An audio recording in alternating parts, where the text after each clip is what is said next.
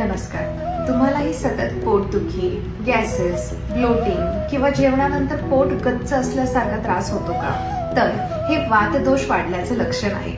यासाठी आज आपण एक उत्तम आणि सोपा असा आयुर्वेदिक घरगुती उपाय बघणार आहोत. यासाठी तुम्हाला लागणार आहे सुंठ, ओवा आणि सैंधव मीठ. जितक्या प्रमाणात तुम्ही सुंठ चूर्ण घेणार आहोत त्याच्या अर्धा तुम्हाला ओवा घ्यायचा आहे आणि त्याच्या 1/4 तुम्हाला सैंधव मीठ घ्यायचंय. हे तिन्ही चूर्ण तुम्हाला एकत्र करून जेवणानंतर साधारणतः अर्धा चमचा तुम्हाला घ्यायचा आहे कोमट पाण्यासोबत. जर जेवणाआधी तुम्हाला भूक लागत नसेल, सतत अपचन होत असेल तर हे चूर्ण तुम्ही जेवणाआधी घेऊ शकतात, जेणेकरून यातील ओवा आणि सुंठ जे आहे ते दीपन पाचनाचं काम करून जाठराग्नी प्रत्यक्त करून भूक लागण्यासाठी तुम्हाला मदत करेल. जेवणानंतर जर तुम्हाला त्रास होत असेल पोटदुखीचा, पोट गच्च झाल्याचा, तर अर्थातच हे चूर्ण तुम्ही जेवणानंतर घेऊ शकता.